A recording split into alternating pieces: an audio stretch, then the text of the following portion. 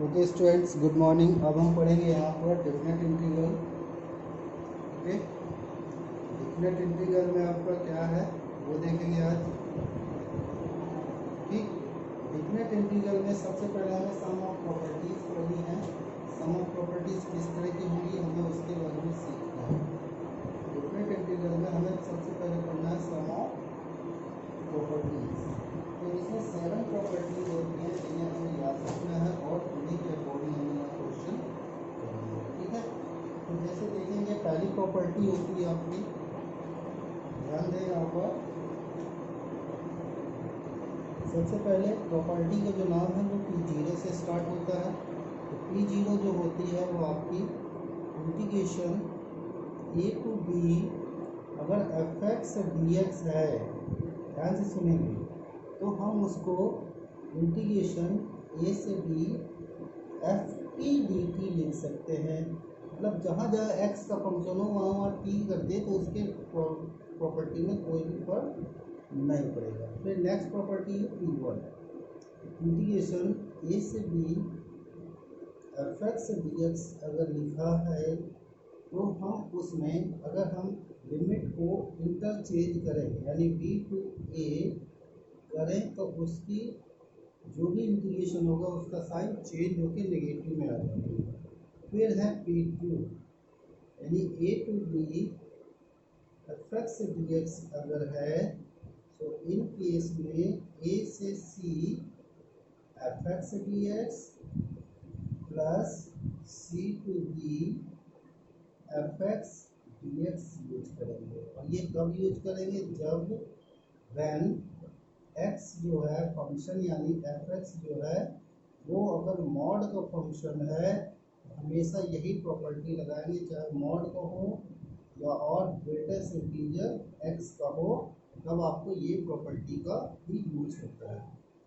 Next है P3 property, integration a से b f x d x दिया गया है तो इस प्रॉपर्टी को हम कुछ इस तरह से यूज करते हैं, f A plus B minus x d x के फॉर्म में यूज किया जाता है। सबसे इम्पोर्टेंट प्रॉपर्टी है वो है P4 प्रॉपर्टी। ठीक है, तो P4 प्रॉपर्टी को हम हमेशा ध्यान देंगे 0 से a ही चलेगा। a में कुछ भी हो सकता है, π/2 भी हो सकता है, 1 भी हो सकता है, 5 भी हो सकता है, कुछ भी।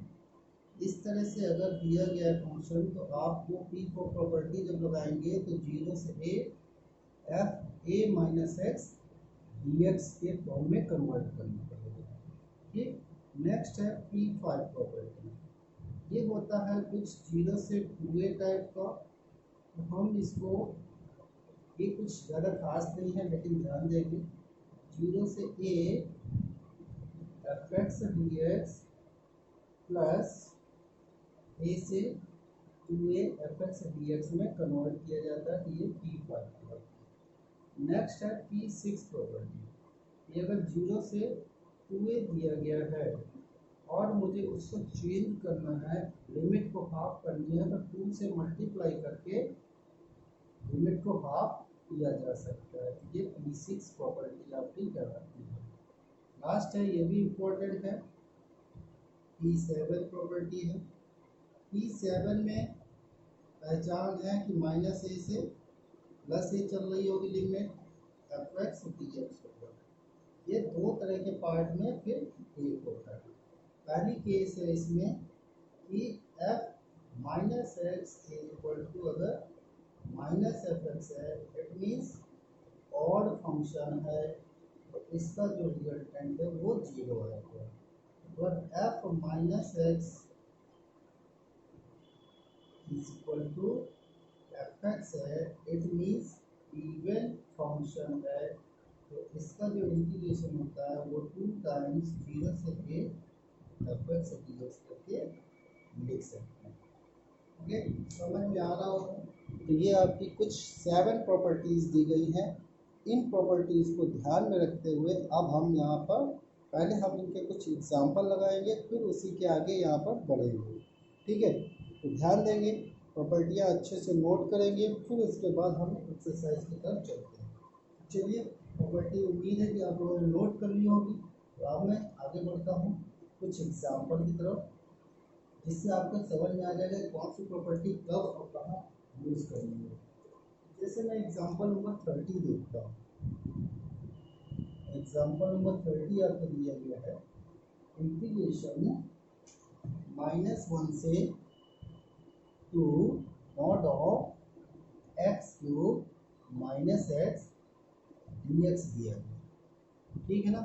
तो मॉड की केस है, तो मॉड की केस के लिए मैंने कौन सी प्रॉपर्टी बताई थी, P2 प्रॉपर्टी यूज करना है। तो आपको ऐसे ही बना देना है, और अब जब मॉड लगा हो तो आप उस पूरे मॉड वाले फंक्शन को बराबर 0 ले लेंगे, ठीक है। जब भी मॉड लगा हो तो P2 प्रॉपर्टी लगेगी और उस फंक्शन को बराबर 0 मान के उसके रूट्स निकालें, यानी उसके पॉइंट्स। सो x कॉमन आया तो एक्स स्क्वायर माइनस 1 बराबर 0। सो x माइनस 1 या और x प्लस 1 बराबर 0। तो x की 3 वैल्यू आ गई, ये आपकी x की 3 वैल्यू मिल गई। जब आपकी x की 3 वैल्यू मिल जाएगी तो आप एक नंबर लाइन बनाइए, -1 से लेके कहाँ तक चल रहा है, 2 तक चल रहा है तो 2 तक लिखेंगे। -1 के बाद आता है पॉइंट 0, 0 लिखिए, -1 ऑलरेडी लिखा है तो 1 लिखिए, 1 आया है तो और भी पॉइंट अगर एक दोनों के बीच में आते तो हम वो लिखते हैं। फिर हमें इतने ही पॉइंट मिले तो हम इतने पे ही काम करेंगे। तो हम इस तरह से जैसे इंक्रीजिंग डिक्रीजिंग पढ़ा तो वैसे ही हम यहाँ पर लिखेंगे। तो मैं 0 और 1 के बीच की कोई भी वैल्यू उठाकर इस जगह पे अगर रख दूँ, मान लेते हैं 1/2 रख देते हैं, एक्स की जगह में क्या रख दें 1/2। तो आप 1/2 रख के देखें, 1/8 माइनस 1/2 और एलसीएम लेके सॉल्व करेंगे तो 1 माइनस 4/8 यानी माइनस का 3/2। तो इसका जो साइन आया है वो आया है निगेटिव। तो 0 1 के बीच में हो गया साइन माइनस का, तो ये हो गया प्लस का। अल्टरनेट करेंगे तो प्लस माइनस प्लस। अब आपको इंटीग्रेशन करना है, तो लिमिट पहले प्लस का साइन है, -1 से लिमिट कहाँ तक गई है 0 तक, मॉड हट जाएगा, x cube minus x d x हो जाएगा। फिर अगला साइन निगेटिव है तो माइनस का आ गया, 0 से 1 हो गया, x cube minus x d x हो गया। अगला साइन प्लस का तो फिर से प्लस आ गया, 1 से 2 हो गया, x cube minus x d x हो गया, ठीक है। अब जब आपको ये मिल गया तो अब हमें सीधे सीधे नॉर्मल टाइप से इंटीग्रेशन करना है।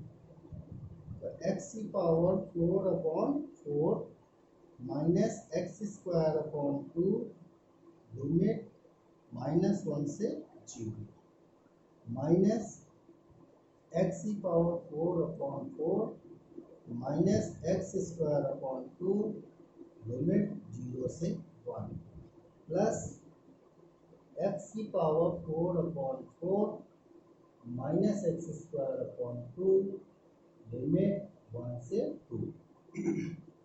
तो चलिए जब 0 रखेंगे तो ये पूरा टर्म्स हो गया, 0 आगे लिखने की आवश्यकता नहीं, माइनस माइनस का 1 रखा तो 1/4, ये भी 1/2 क्लियर। माइनस यहाँ पर 1 रखा तो 1/4 माइनस 1/2, 0 रखने पे 0 प्लस 2 रखा, 2 का स्क्वायर हो गया 16, 16 का 4 भी 4 माइनस 2 आया, माइनस का 1/4 माइनस का 1/2, ठीक है। तो इसको सॉल्व करते हैं, ये आपका कितना हो जाएगा, माइनस का 1/4 माइनस माइनस प्लस 1/4, यहाँ पर ये प्लस का 1/4, यहाँ पर हो गया प्लस का 2 प्लस का 1/, ठीक है। 1/4 जोड़ा 3/4 प्लस 2, 4 2 8 3 4, ये इसका फाइनल आंसर है। समझ में आ रहा होगा कुछ कैसे करना है। इसी प्रकार से अब मैं अगला क्वेश्चन लाऊंगा, नेक्स्ट एग्जाम्पल देखेंगे 31 में है -5/4 से 5/4 तक दिए गए लिमिट, जबकि फंक्शन जो है वो साइन स्क्वायर एक्स दिया है। यहाँ कौन सी प्रॉपर्टी लगी, P7 प्रॉपर्टी लगी, माइनस ए से plus A. So by using P7 तो एफ एक्स आपका क्या दिया गया है, यानी फंक्शन वो है साइन स्क्वायर एक्स है। अगर मैं एक्स जगह माइनस एक्स रिप्लेस कर दूँ तो साइन स्क्वायर माइनस एक्स बराबर साइन स्क्वायर एक्स हो गया, यानी ये एफ एक्स के बराबर हो गया। तो एफ माइनस एक्स बराबर एफ एक्स हो गया, यानी ये हो गया इवन। और जब इवन हो गया तो हम इसको क्या लिख सकते हैं, 2 टाइम्स 0 से π/4 sine square x d x. ठीक है, अब साइन स्क्वायर एक्स का इंटीग्रेशन तो होता नहीं है, हम इसको लिख सकते हैं 2 टाइम्स 0 से π/4 साइन स्क्वायर में लिख सकते हैं 1 minus cos 2x whole upon 2। ये 2 से ये 2 कैंसिल हो गया, 1 का हो गया x minus sine 2x upon 2 limit 0 से π/4। यहाँ आ जाएगा π/4 माइनस यहाँ रख देंगे साइन 90, साइन 90 की वैल्यू होती है 1, या 1/2, 0 रखने पर केवल 0, pi minus 2 upon 4, this is the final answer. Clear, समझ में आ रहा है स्टूडेंट्स, किस तरह से करना है। आगे देखते हैं नेक्स्ट एग्जाम्पल, एग्जाम्पल नंबर 32, इसको भी देखें कैसे किया जाएगा। बहुत सिंपल सा है, बस आपको प्रॉपर्टी ध्यान देनी है। 32 में है आई इक्वल टू मान लेते हैं इंटीग्रेशन में 0 से pi x sine x whole upon 1 plus cos square x. आप देख रहे होंगे कि P5 भी है ऐसे, P6 भी ऐसे, P4 भी ऐसे। तो सबसे पहले आपको ध्यान देना P4 लगाने के लिए, P4 में लगाने पर इनमें कोई चेंज, डिनोमिनेटर में चेंज ना आए, तभी हमें P4 ही लगाना पड़ता है। और ये x को हटाना है, तो इसलिए मैंने इसको पहला इक्वेशन बना लिया। अब यहाँ पर यूज कर रहा हूँ P4, तो उसके लिए 0 से पाई, एक ही जगह में पाई, तो pi minus x into sine pi minus x, नीचे 1 plus cos square pi minus x. Sine 180 minus x होता है साइन एक्स, तो वो साइन रहेगा 0 से पाई minus x into sine x. Cos में होता है माइनस में, लेकिन स्क्वायर होने से ये हो गया प्लस, तो चेंज देखिए नहीं हुआ, तो हमें P4 का ही यूज करना था। ये हो गई दूसरी इक्वेशन। अब क्या लिखेंगे, adding first and second, we get पहली या दूसरी इक्वेशन को ऐड करिए तो i प्लस आई मिलके हो गया 2i इक्वल टू 0 से पाई हो गया। अब यहाँ पर एलसीएम दोनों का सेम है, 1 प्लस कॉस स्क्वायर एक्स है, ऊपर x मिला प्लस पाई माइनस एक्स मिला, कॉस एक्स देखना है, साइन एक्स देखना है, कॉमन है, कॉमन ले लीजिए, तब आपका एक्स एक्स कर दिया, तो पाई कांस्टेंट है बाहर गया। अब आपका सिंप्लीफाई होने लगा, 0 से पाई आ गया, यहाँ पे बचा साइन एक्स, यहाँ पे आ गया 1 प्लस कॉस स्क्वायर एक्स। अब ये नॉर्मल टाइप का क्वेश्चन बन गया। देखिए कॉस का डिफरेंशिएशन ऊपर रखा है, यहाँ लेट करेंगे cos x is equal to t, तो इसका हो गया differentiation minus sine x d x बराबर d, 2 pi is equal to minus pi integration cos 180 की वैल्यू होती है -1, कॉस 0 की वैल्यू होती है 1, 1 upon 1 plus T square D, 2i is equal to minus pi, ये हो गया tan इनवर्स टी 1 से माइनस। चलिए वैल्यू रख देते हैं, tan inverse -1 minus tan inverse 1, value रखी जाए माइनस का 5/4, माइनस का 5/4 या minus pi into minus 5/, minus minus खत्म, then 2i is equal to pi square upon 2, simplify that I is equal to pi square upon 4 है। ये question आपको 6 marks के 4 मार्क्स में इस टाइप के क्वेश्चन मिलते हैं और ये आपका इम्पोर्टेंट भी है क्वेश्चन।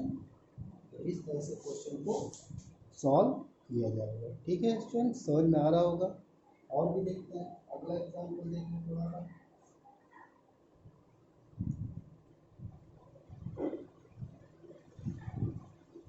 नेक्स्ट एग्जाम्पल है आपका 33, i इक्वल टू इंटीग्रेशन -1 से +1 sine power 5x into cos power 4x। ठीक है, तो -1 से 1 है यानी P7 देखना पड़ेगा। तो fx नोट किया जाता है इसमें sine power 5x into cos power 4x। तो x जगह में -x रखिए, तो sine power 5 minus x cos power 4 minus x. तो ये ऑड है तो ये हो गया माइनस साइन पावर 5x, ये माइनस को होता है इक्वल पावर है तो ये एज इट रहेगा। ये पूरा fx के बराबर हो गया। तो आप देख रहे हैं f माइनस एक्स अगर माइनस fx है तो ये ऑड फंक्शन है और ऑड फंक्शन है तो इसका इंटीग्रेशन 0 है। ये इसका फाइनल आंसर है। ठीक है ना, इस तरह से क्वेश्चन करेंगे। 24 वाला भी देखते हैं।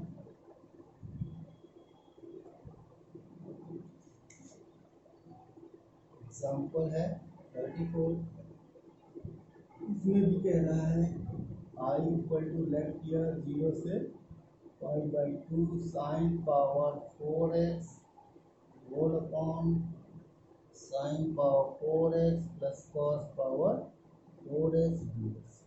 ध्यान से देखेंगे एक्सरसाइज में पहला, दूसरा, तीसरा, चौथा चारों क्वेश्चन सेम इसी जैसे लगाएंगे P4 प्रॉपर्टी यूज करके।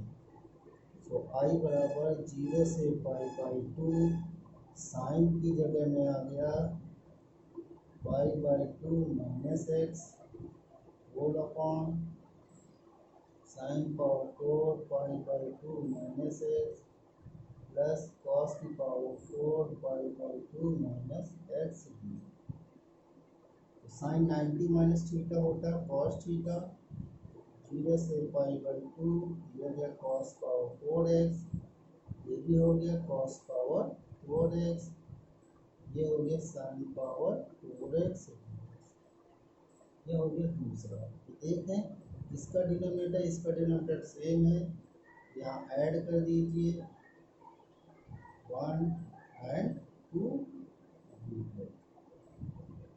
ये i प्लस आई हो गया 2i लिमिट 0 से π/2। एलसीएम तो सबका दोनों का सेम है, पहली इक्वेशन का भी और दूसरे का एज इट लिख दीजिए। तो यहाँ आया sign power 4x plus cos power 4x dx, ये सेम है कैंसिल हो गया। तो 2i इक्वल टू 0 से π/2 1 dx, 2i इक्वल टू 1 का हो जाएगा x, दोनों 0 से π/2 या बराबर 1/2। आई बराबर हो गया 5/2। That is answer. पहला, दूसरा, तीसरा, चौथा सभी के आंसर 5/4 आएंगे। सेम जगह लाइन, चाहे यहाँ पर पावर 1 अंडर रूट लगी हो, चाहे यहाँ पर पावर 1/4 लगी हो, चाहे 1/3 लगी, कुछ भी लगी हो, साइन कॉस के टर्म में है तो हमें सब यही करना है। ठीक है, एक्सरसाइज का क्वेश्चन आप यूज करेंगे। नेक्स्ट क्वेश्चन करने जा रहा हूँ मैं, उसको ध्यान देंगे। 35 एग्जाम्पल है, इम्पोर्टेंट है एग्जाम्पल, इसीलिए मैं ये सभी एग्जाम्पल आपको बता रहा हूँ। ध्यान से देखेंगे। i बराबर 5/6 से 5/3 1/1 plus under root 10x dx तो इसको साइन कॉस में चेंज कर दीजिए। तो 5/6 से 5/3 हो गया, तो 1/1 plus root sine x upon root cos x dx, या हम इसको लिख सकते हैं 5/6 से 5/3 तक root cos x whole upon root cos x plus root sine x. इसको मैंने बना दिया पहले, मैंने बताया ना कॉस कॉस कॉस साइन ऐसे रूट में वो हमेशा आंसर 5/4 या 5/3 में आता है। तो इसमें P3 प्रॉपर्टी लगा है, क्यों? क्योंकि ये है 30, ये है 60, तो 30 प्लस 90 हो जाए, टोटल करेंगे तो 90 हो गया, तो कॉस 90 में सीधा साइन होगा। तो यहाँ पर P3 यूज करेंगे, तो 5/6 से 5/3 लिमिट एज इट इज रहेगी। ये हो गया कॉस 5/2 माइनस एक्स, मैंने बताया ना 5/6 प्लस 5/3 माइनस एक्स करना है, ये होता है 5/2 upon cos 5/2 minus x plus under root cos sine 5/2 minus x, या आई बराबर 5/6 से 5/3 ये बचा आपका under root sine x whole upon under root sine x plus under root cos x. ये हो गई दूसरी इक्वेशन। पहली और दूसरी को ऐड करिए तो लिमिट तो वही रहेगी